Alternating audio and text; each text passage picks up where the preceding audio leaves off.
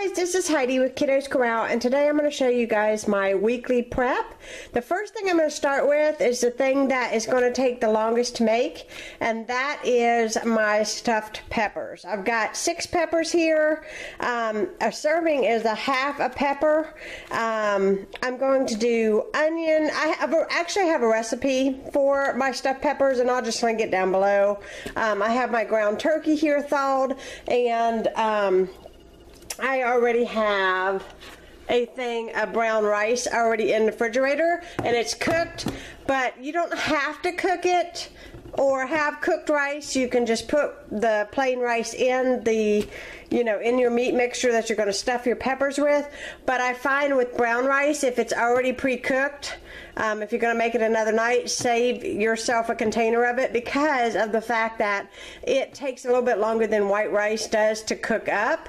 And I find that because you have to cook the peppers so long to cook the rice, sometimes they have a tendency to get a little bit dry, and I don't really like that. So I'm going to use cooked rice in with my turkey meat.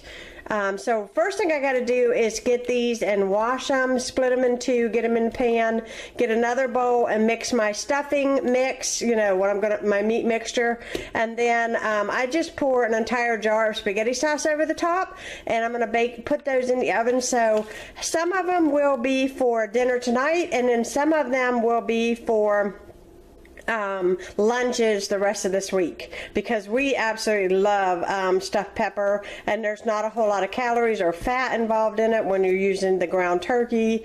So I absolutely adore stuffed peppers, and they're very filling, so you don't like a half and then have a little bit of fruit or a little bit of salad on the side is a nice filling meal. So I'm going to get started on that, and I'll show you what they look like before I pop them in the oven. Okay, I just poured the tomato or the spaghetti sauce over the top. You can use tomato sauce if you want. I just use a can of spaghetti sauce. I know my mom, she cooks them on the top of her stove or in a crock pot, which is an option too, but I just think this is just easiest, and I think it's easier to serve. So I'm just going to, as you can see, it makes a good bit because you're only using half a pepper, but it's a nice portion size. So I'm just going to cover these thoroughly with the foil, and then I'm going to pop them in the oven, and it's probably going to take 45 minutes to an hour for them to get good and done the way that I like them. You just want to make sure your meat and your rice are cooked thoroughly. So I'm going to get this in the oven. So now I need to cut up and prep some vegetables that I have and some fruits. So I have a cantaloupe I'm going to cut up, and I'm going to probably just kind of cut it into pieces, like big chunks, and put it in little sandwich baggies and put it in the refrigerator for snacks or for breakfast or on the go. Also too, I have carrots and celery I need to cut up, and I have some lemons and some oranges I need to wash. And some of the lemon, I bought a big bag of lemons, so I know I'm not going to use that this whole week. So what I want to do is freeze some of those, and I'll show you how I'm going to do that. The first thing I'm going to do is cut this up. Cantaloupe all cut up, and I have it in the baggies. There's about 5 big chunks of cantaloupe in each one of these baggies. So I'm going to put that in the fridge. So now I'm washing my grapes. I've actually forgot that I even bought them, but I'm going to wash them real good, and I'm going to pull them all off the vine, and I'm going to put them in little baggies to snack on. I'm going to put my grapes in the refrigerator. Now, if these were red grapes, I would easily freeze them, but I forgot I don't like green grapes frozen. I was going to freeze them, but then I decided I'm not, because I don't know why. I only like the red grapes frozen, but the green grapes are good, just refrigerated, but I completely forgot. But red grapes are awesome frozen. In fact, if you ever freeze the grapes, they are almost like ice cream because they're sweet and then they're really cold, and when it's really, really hot outside or you're poolside or anything like that, they are a really awesome snack. My dinner is about to come out the oven in 5 minutes, my peppers, so I'm probably just going to take a break here and fix everybody's dinner, and then come back and finish up my food prep. Now I'm making up my smoothie packs. I've got my kale and my spinach in there, and now I'm going to finish them off by putting my blueberries and my bananas in there and sealing them up and putting them in the freezer. Okay, I got all of my little smoothie packs made. I added a whole carrot, and I added my blueberries, and I will tell you the blueberries make a mess on the counter. Can you see? But it's worth it to have them all frozen, because all I got to do is get up, add a little bit of juice to my Vitamix, and throw this in, and I have a green smoothie. And I did want to point out that I know that for this Sunday Simple Supper, you all are going to see how I make my smoothie. Well, I can tell you that usually my two older sons are at work, so by the time I make the smoothie in the morning, it's 3 of us here, and like this morning when I made it, I got 3 8-ounce glasses of smoothie. So it was 1 for Dylan, 1 for me, and 1 for my husband with this 1 pack. And I also add a cup to 1 1/4 cup.